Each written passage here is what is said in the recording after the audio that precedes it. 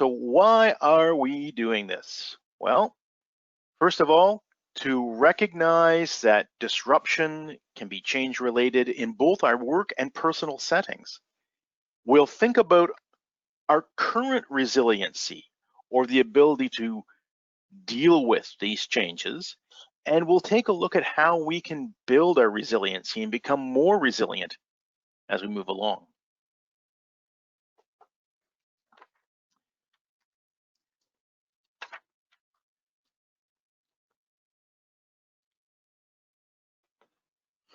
So that raises a question, doesn't it? Why does COVID-19 require resilience? Think about that for a second. Why does COVID-19 require resilience? And then go to the question chat box and go ahead and type your answer there. Why does COVID-19 require resilience? And I'll give you about 2 minutes to think and answer that, and then we'll move into looking at what you've done.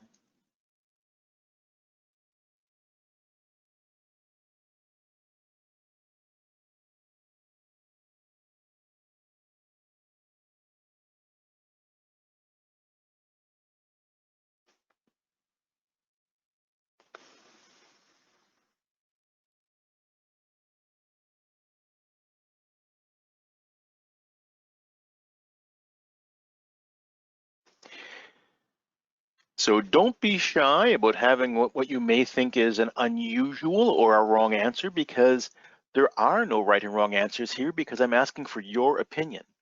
Why, in your opinion, does COVID-19 require resilience?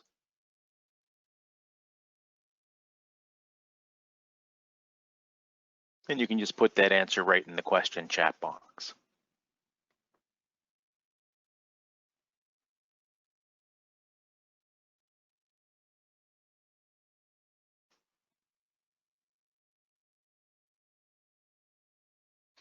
About another 30 seconds.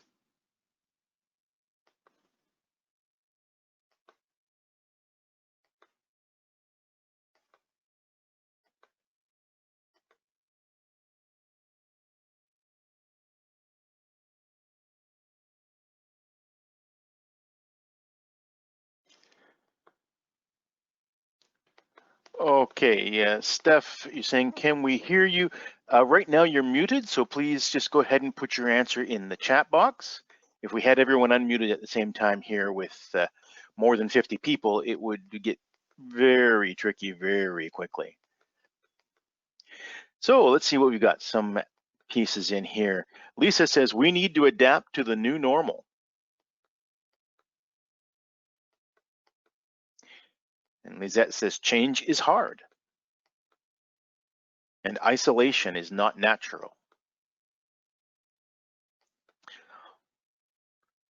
Loretta points out that this is extended change.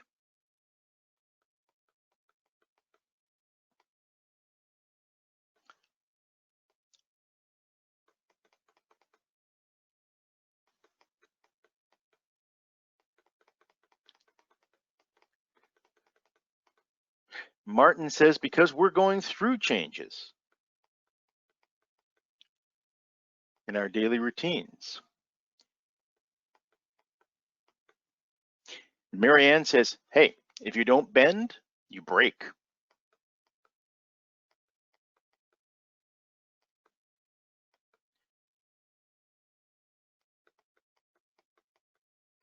Renee says, resilience is needed for any break in our everyday schedule.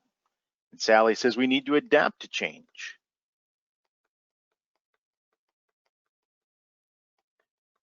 And who's the author? Shannon says, we're dealing with something new and everybody is struggling at the same time, that we need to learn how to handle the new circumstances and give ourselves a little grace.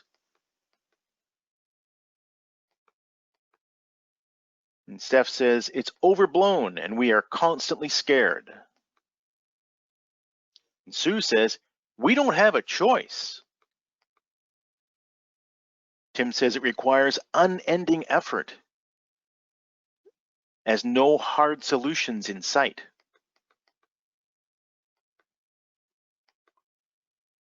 And Tina points out that it's the first time in history we've had these stay-at-home orders for such a long duration. Tina says, we're still learning about how to control the spread.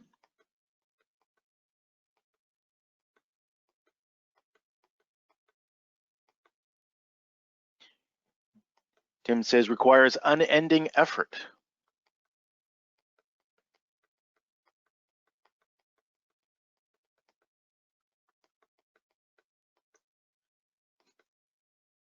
Tina points out wearing face masks stinks. Vicky says, hey, it's new to all of us. Okay, that's a pretty good response. And as I said, this is your opinion. So it's right, well, just by the fact that it's your opinion. So let's take a look at the kind of things that we typically see. We're going to see a bunch of them here in our standard sessions. So why does COVID-19 require resiliency? Well, the loss of control, excessive uncertainty. This whole thing was sprung on us by surprise. Too many differences all at once. A fear of loss or failure. Concerns about competence. The discomfort created by change. The ripple effect of change, how change in one area can affect our activities in other areas. And the length of our vision is what we foresaw coming true. There's a lot of stuff in play here. It's a difficult time for most of us because it's an unknown time for most of us. So now let's take a moment and think, what does resilience mean to you? What does resilience mean to you? And just enter your response in the question and chat box.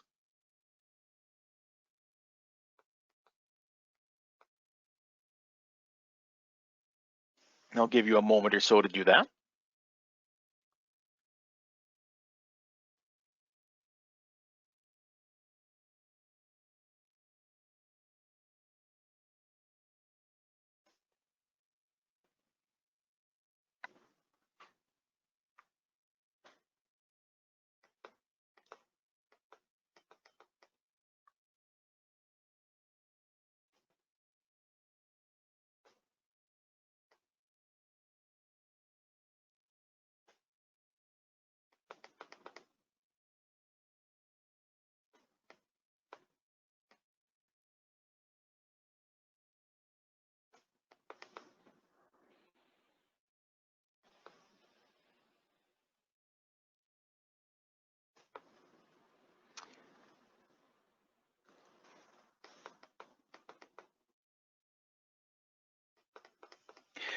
Okay, so just go ahead and enter your response in the question and chat box.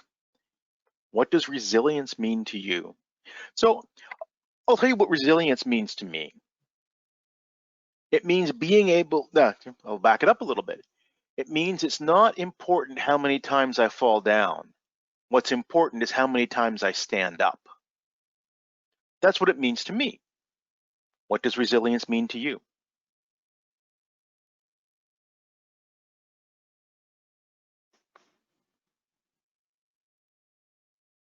Kevin, I'm not seeing anything in the chat box. Are you? People are entering everything in the questions box. Okay. There have been some responses in the chat box, but people didn't choose sending it to all. They sent it to just me. People have been typing their responses just to me, so you can't see it. So everybody just keep doing what you're doing and enter it in the questions tab. And that way, in the chat /questions, you'll see two options, chat or questions. Everybody seems to be entering everything in the questions area. Some of the chats have been coming to me personally, or you can send it to the presenter, which will go right to Reg. Okay. Well, Kevin, could I ask you to speak to some of the things you've seen in the ones that came directly to you? So I'm seeing, sorry, there's lots of people texting me with technical issues. Okay. I'm seeing refusing to be scared and instead using common sense to continue to live my life. Mm-hmm. I'm seeing resilience means to me an ability to overcome trials. Joyce is adopting to the new normal. Corinne says the ability to adapt to change. Ability to manage or cope with change. That was from Shannon. Mm-hmm. Emily says, because not everyone has the same views or understanding of the new situation and are unsure of the future. So those are some of the messages that I've had coming in. There's lots in the questions window, if you can see them there. Vicky says the ability to bounce back. Back. Yeah, I see that one now. Let's come up a little bit. Okay, all else in here is stuff that was under the previous version. And I do see there's a hand up here. Heather, you've got your hand up. If that's intentional, leave it up. And perhaps, Kevin, if you could just actually, I can unmute her. So I've unmuted you, Heather. You may have to unmute yourself as well, and then you can just ask what your question or concern is.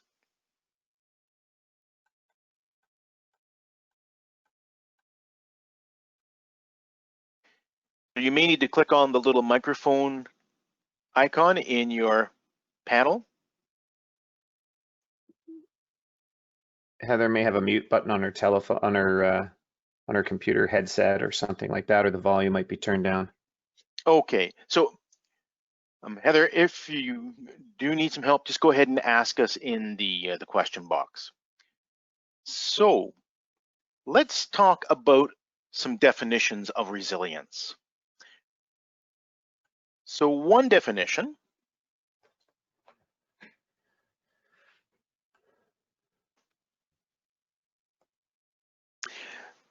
resilience is the ability to absorb high levels of disruptive change while displaying low levels of unproductive behavior.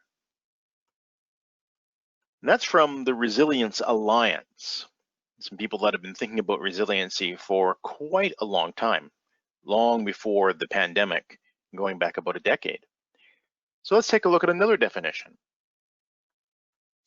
The ability to recover, adapt, and grow in response to threat or challenge.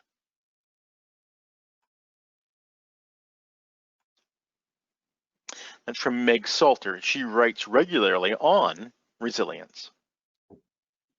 So let's take a look at something that it's a metaphor of how we might be able to deal better with resilience.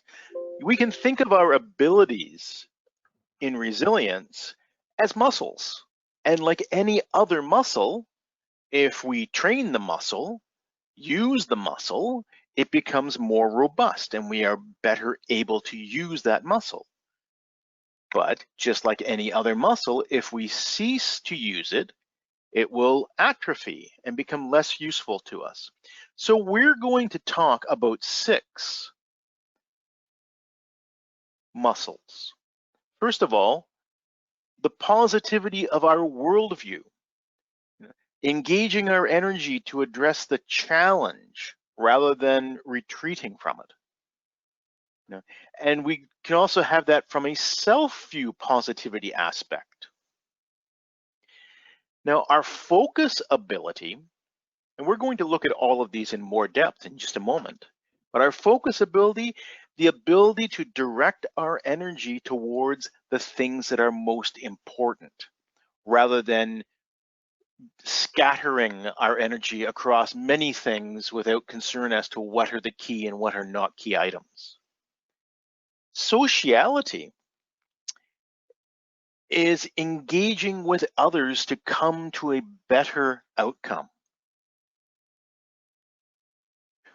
Proactivity is our ability to experiment in the face of uncertainty rather than holding back until everything is clear. And finally, flexibility. Now, flexibility is being open to possibilities and to new resources rather than limiting ourselves to the familiar. And perhaps one of the ways that we often hear an inflexible approach is, well, we've never done it that way before. So let's talk about a resiliency web. Now, if you haven't yet printed this out for yourself, you can go to the Materials tab or the Handouts tab on your control box, interaction box. And if you open that tab, you'll see Resiliency Web. You can click on that, download and print this for yourself if you haven't done that already.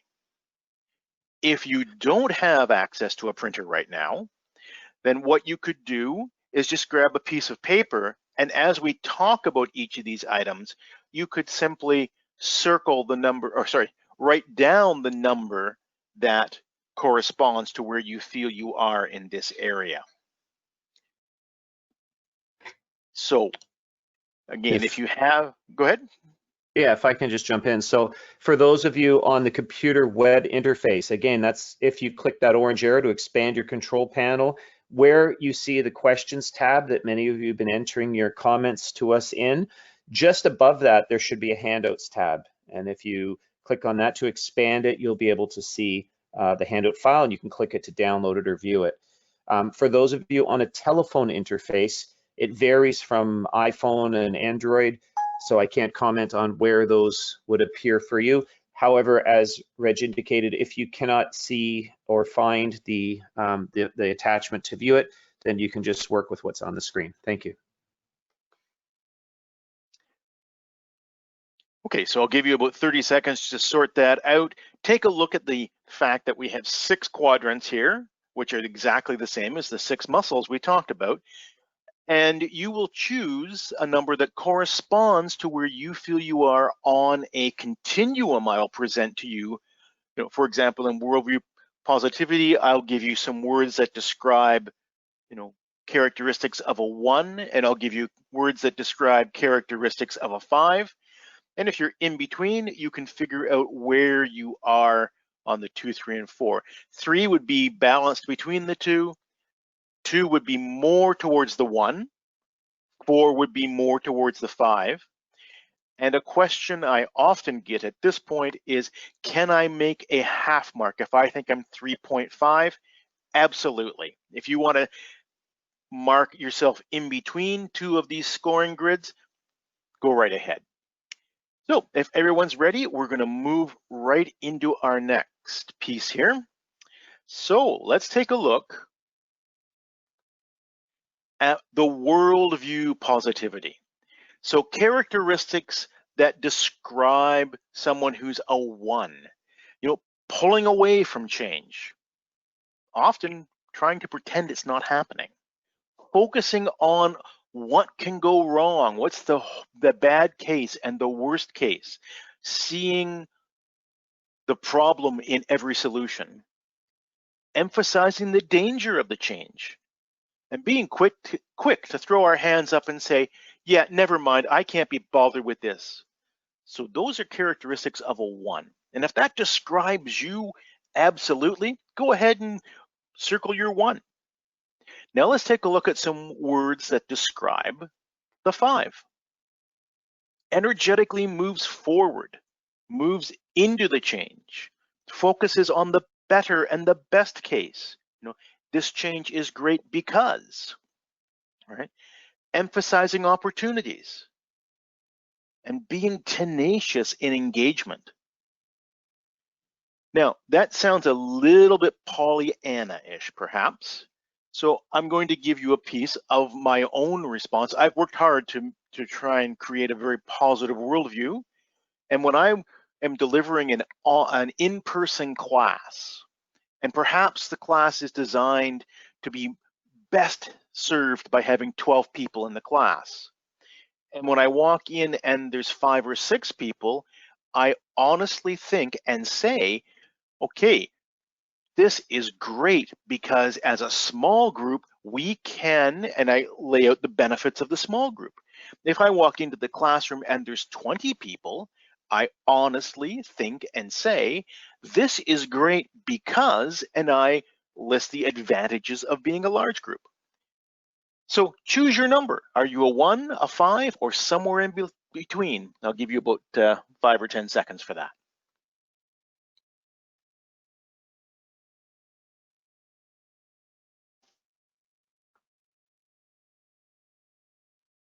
All right, let's move on then to flexibility. So when we think about flexibility, the ones tend to think either or, it's this or it's that, right?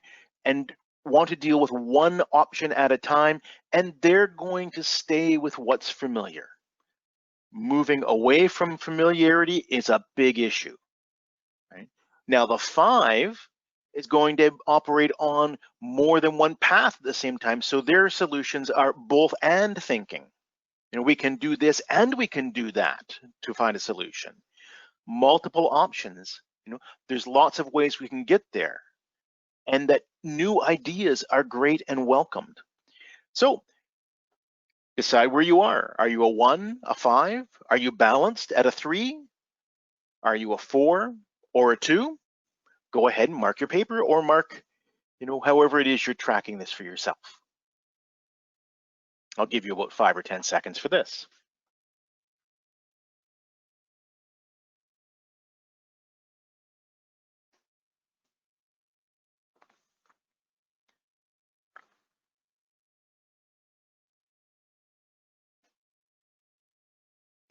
So let's talk about focus ability. And earlier I said that that's the ability to direct your energy towards the most important goals rather than scattering it about on everything. So ones in focus tend to be easily distracted and always chasing the shiny object. And because of that, not completing things sometimes. Trying to be all things to all people. Blaming others for our failures. So those are the characteristics of a 1. Characteristics of a 5 here: protecting the key priorities. So establishing and then maintaining those priorities. Refusing additional obligations without guilt. If you can't take it on, you say you can't take it on, right? And not feeling guilty about it. Identifying and doing the important things first. And creating and following systems to improve our processes. So take the 5 or 10 seconds, decide, are you a 1, a 5, or somewhere in between, and mark your sheet.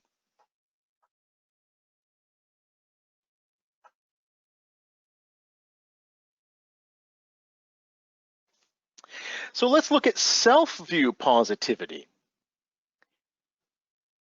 Characteristics of the 1s: I let myself get overwhelmed. I have many objectives, but no priorities. You know, one of my best mentors early in my career said to me, listen, if everything is a number 1 priority, nothing is a number 1 priority. Trying to do everything at once. And the characteristics of a 5 in self-view positivity: choosing where to spend my energy effectively. Setting reasonable and doable goals and setting and meeting my priorities. So where are you? Are you a 1, a 5, or somewhere in between? I'll give you a few seconds to mark your sheet.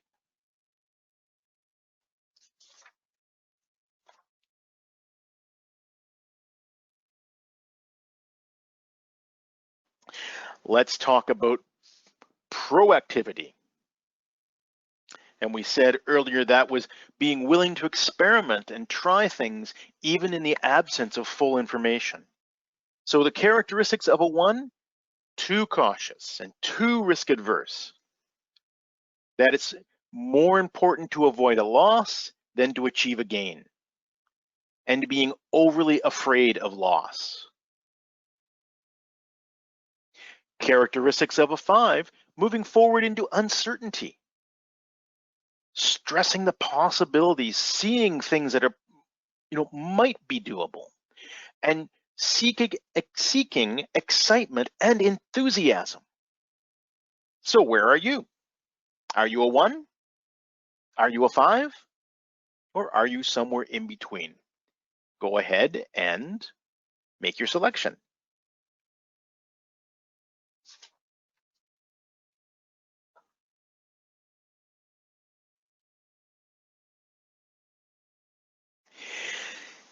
Sociality is what we're going to talk about now. And the character, now recall, this was about engaging others to come to better solutions. So the characteristics here of a 1, avoiding asking others for help, undervaluing other people's abilities, retreating into solitude. Characteristics of a 5, they seek collaboration, ask what others can offer, and ask for help. So where are you? Are you a 1? Are you a 5? Or are you somewhere in between? Go ahead and mark your sheet.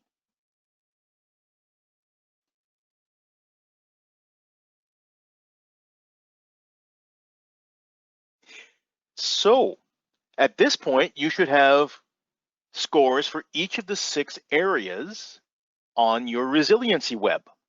Now,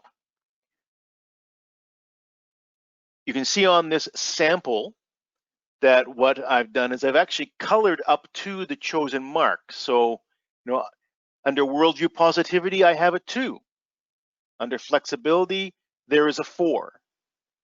Self-view positivity is a 5. Proactivities, oh, look at that. It's a 3.5. And sociality is a 1.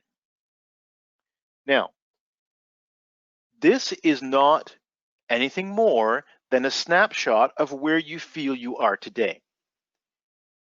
Now we can take a look at this individual, and this is not my score. My scores are secret, but I definitely have some places to work on.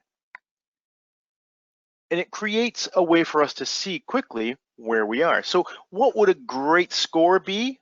Hey, a great score would be 5s in every quadrant, actually, sextant, all 6 areas.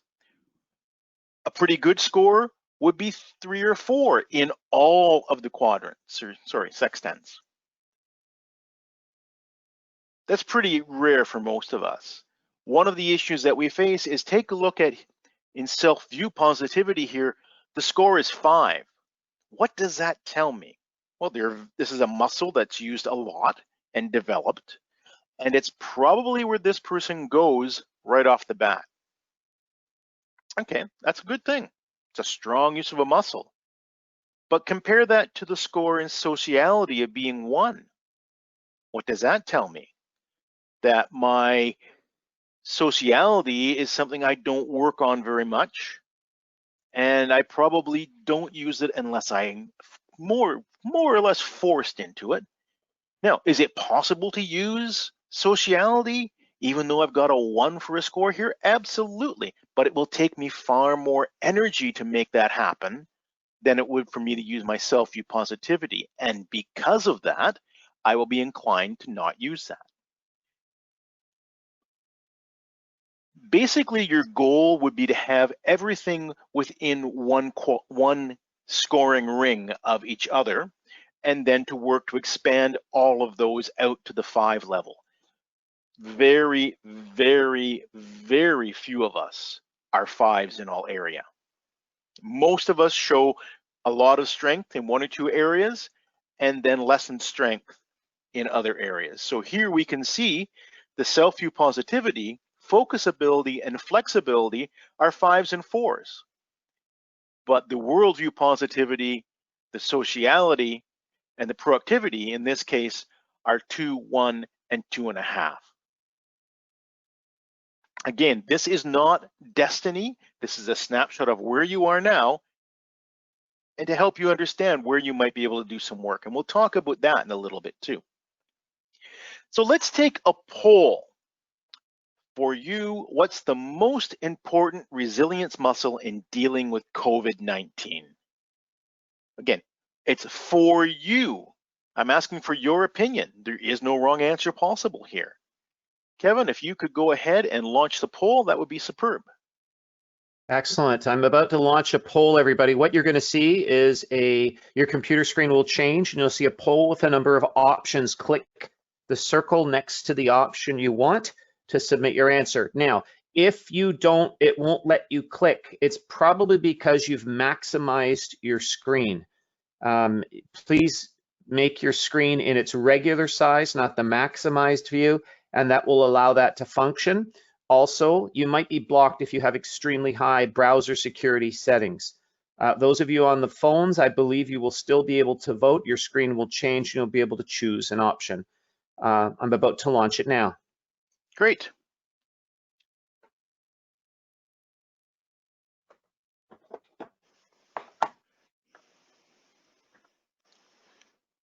Okay, number of people are voting.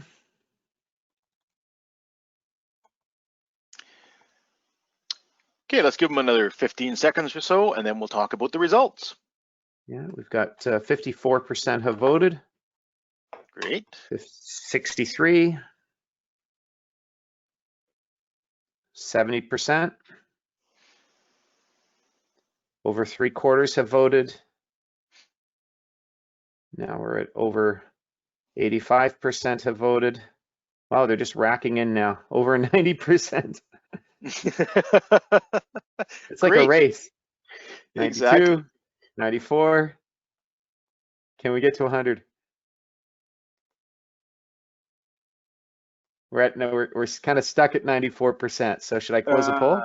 Yeah, go ahead and close it off, Kevin, please. Okay. We've closed the poll. Should I share the results? Yes, please do. So what was our highest response?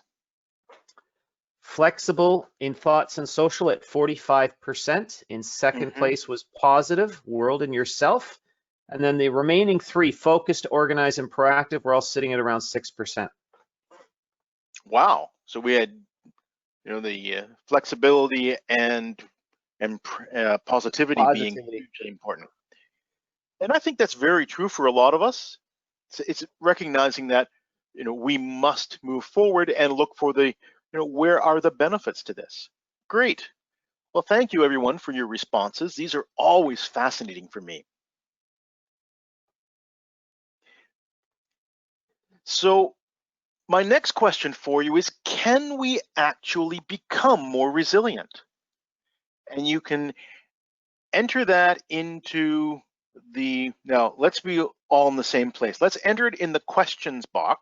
So when you go into your response box, click on question and go ahead and place your answers there. Yes, no is all we really need here. Can we become more resilient?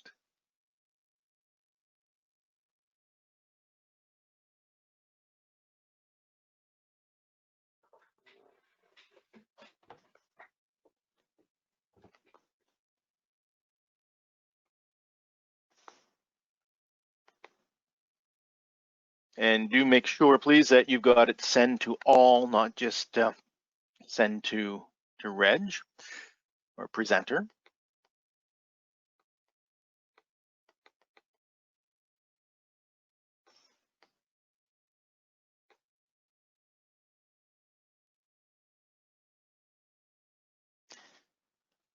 And overwhelmingly, the response is yes, we can.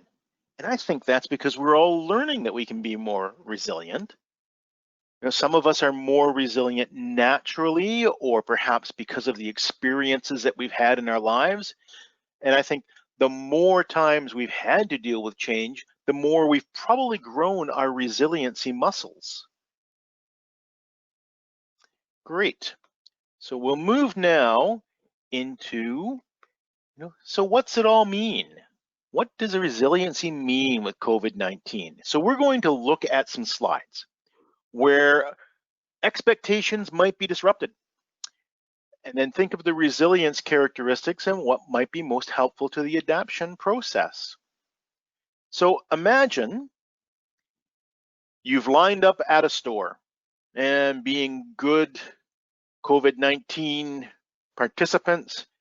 You're respecting the social distance, and you have been in this lineup for about 2 hours. And now you're getting close to the door, and you're happy because you left the house with a mission.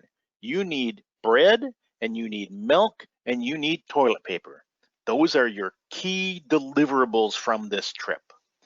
And you're getting close. You're only 1 or 2 away from the door, and a staffer walks up and posts this on the door. No bread, sorry. Oh. Oh well, you've been in the line for a while, so you stay there. And oh, great, you're getting closer, and then a sign comes up that says milk sold out. Sorry. And now you're the closest one to the door. The next time somebody leaves, you get to go inside, and then this sign appears. Toilet paper, limit 1 roll per shopper while supply lasts. Well, how do you react? Now we have a poll for you to answer on this. How would you react? So Kevin, if you would raise that poll, please.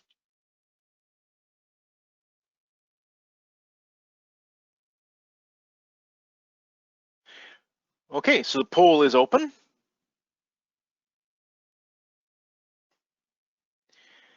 And your reactions are there. There's 5 choices. Go ahead and mark the one that best describes your reaction. You've been more than 2 hours in line. You've got right to the very front, and you see the 3 things you came out for are, well, 2 of them are sold out and 1 is extremely limited. How do you respond? Over 2/3 of people have voted. Votes are rapidly coming in. We're at 3/4 now.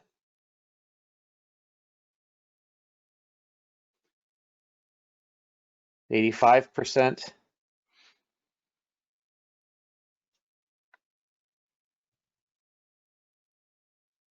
90%. Okay, 5 more seconds and then we'll wrap it up.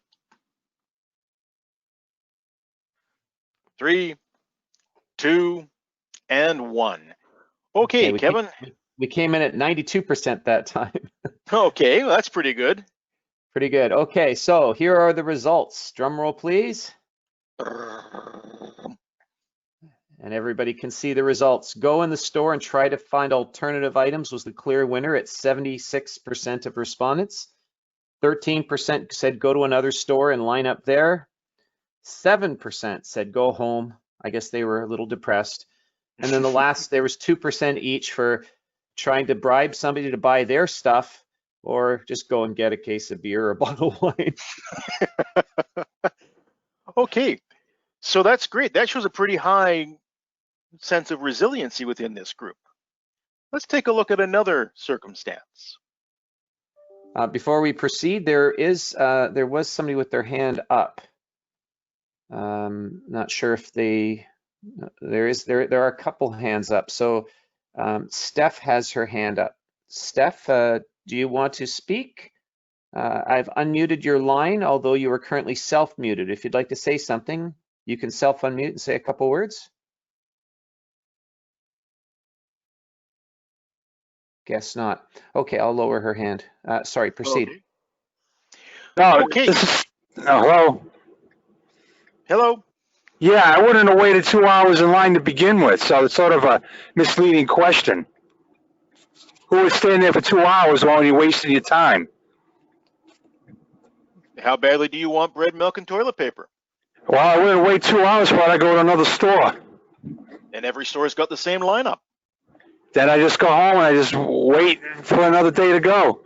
I'm not going to sit there for 2 hours waiting in line. This is not, I don't live in a poor country where I have to wait for food. That's ridiculousness. Okay, well, thank you for your input. Okay. Okay, let's take a look at another circumstance. So some disruptive change here. So you're in the coffee room at work, chatting with 3 of your colleagues, and all of a sudden your boss pokes their head into the room, stern-faced, ignores everybody else points at you and says, "My office right now," and leaves. So in the question box, go ahead and put your first thought about the circumstance. What's happening?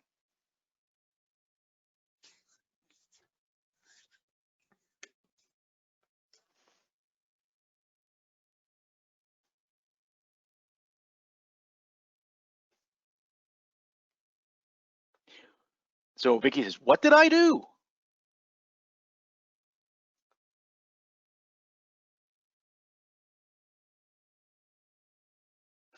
Okay. Go ahead and put your response in the question box.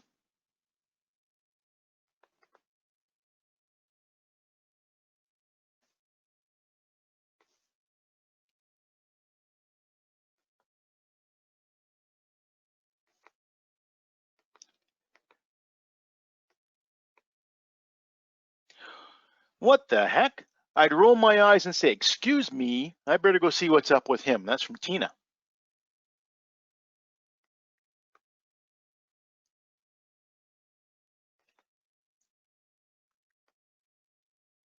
So Tina, you asked a question about something else, and we can swing back around and deal with that at the question zone at the end.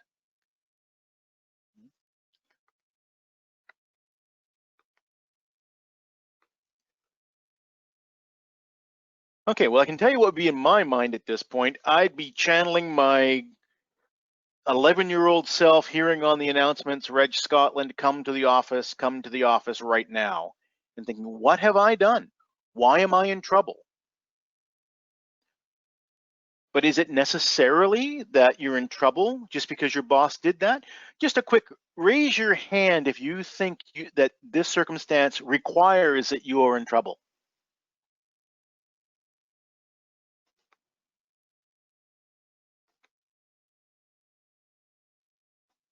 Yeah, lots and lots of raised hands.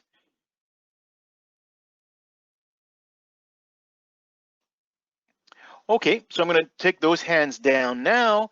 And if you think that it's not necessarily that you're in trouble, raise your hand.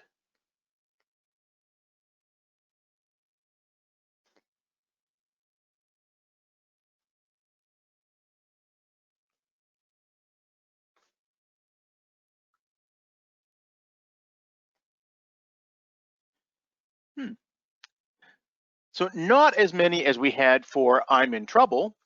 And now I'm going to lower those hands. If you didn't vote, please raise your hand.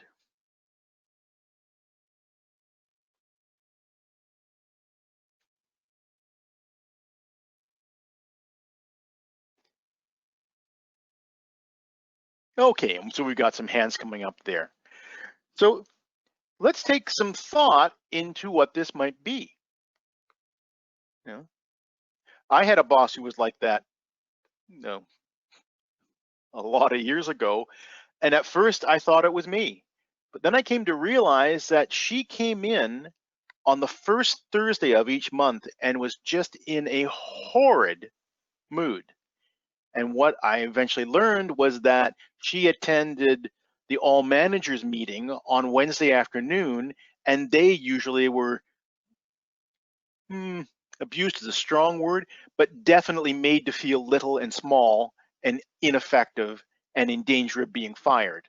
And when they came in on the next day, that attitude spilled forth. So some things to think about when we're dealing with this kind of circumstance. Is there an alternative explanation? Could there be that I'm not in trouble, but there's something else making the person crazy? Right? Is there evidence to support this alternative? And in my case, it took me about 6 months before I realized that there was an external influence that was causing me to apparently feel I was in trouble the next morning. Does X have to lead to Y? In this case, the fact that my boss was stern-faced and more or less yelled, ignored other people, in some respects made me feel like I was being chastised in front of other people. Does that have to lead to the outcome that I'm in trouble? And in this case, the answer was no. Is there a more reasonable, optimistic, short-term, and specific understanding Well, in this case, as I had learned about the Wednesday afternoon meeting being a challenge, then that was a reasonably optimistic understanding of the Thursday morning. Now, was it possible that when I got to her office that I would be in trouble? Sure, it's possible, but it wasn't the most likely outcome. And is it helpful to think this right now, or should I just hold everything in advance and say, you know, I don't know why this is happening this way, but I'm going to find out more as I get along the path. So how can we develop more resilience? Well, take a look at your scorecard, that resilience web that you filled out. Look for the areas that you could perhaps spend some time building up. So in the sample case, you know, we had positive worldview and social being two of the lower categories that that person might want to work on. Then it's great to identify the objective, but we need to build a plan for specific actions to help us get there. And this one, the next piece here is going to be really tough for that person because they had a 1 for resiliency. Or sorry, not for resiliency, for sociality. And seeking support from others is a social activity. So that would be something to work on. And we can't change the world overnight. We can't change ourselves overnight. It takes a lot of work to make a change. But if we can make slow and consistent progress, we'll get there, right? When you want to run a marathon and you've never run a marathon, you start, a friend of mine a few years ago was substantially overweight, and she decided she wanted to run a marathon within a year. She couldn't run to the end of the block, but she started running to the end of the block, and then 2 sides of the block, 3, 4, 2 blocks, a mile, 2 miles, 4 miles. And within the year, he was able to complete the 26-mile run of a marathon. Now, she didn't set a world record score, but considering how few of us could run 26 miles at all, I think it was a pretty powerful characteristic of the impact of small, steady change. So this brings us, we're about 4 minutes to the hour. A time for some questions. And Tina, I think it was you had a question that said, do we possibly have different scores in different environments? And is it possible to have different scores depending on the situation, such as low sociality at home, but high sociality at work? Absolutely. As we move through different environments, we have different learned personas, right? Of course, it would probably be better for our relationship if we had high sociality at home, but the sad thing is most of us take our closest relationships for granted, don't we? So that might be something for, it's certainly, okay, more than you need to know about me. I scored low in sociality when I did it at home. I scored higher when I did it at work. So if you'd like to ask a question, just raise your hand and we can unmute you and you can ask the question.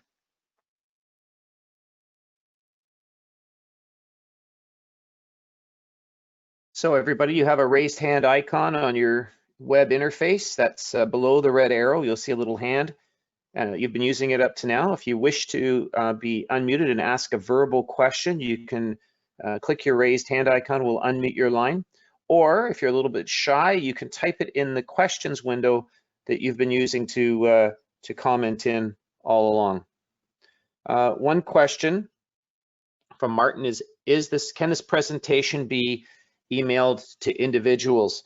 Martin, I will send you a copy of the slides.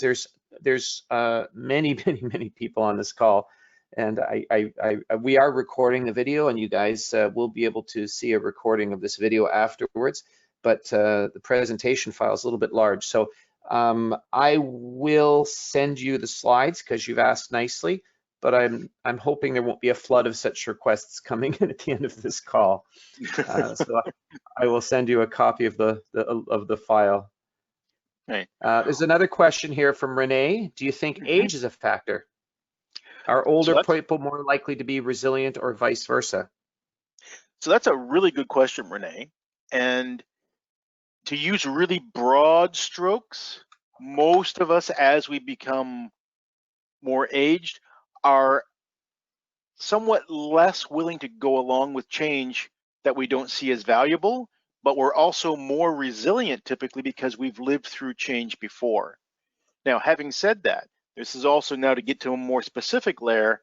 I have worked with old 17-year-olds and with young 85-year-olds. It's a matter of how adaptable someone is and the willingness to undertake change.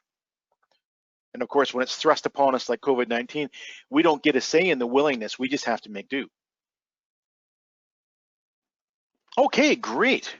Well, that brings us to the top of the hour. So thank you for coming out to take part in this. Thank you for your participation, and I wish you all the best in increasing your resiliency specifically to COVID-19, but the benefit of growing your resiliency muscles is that it will make you more resilient in all aspects. So have a great day, everyone. Thanks a lot. Take care.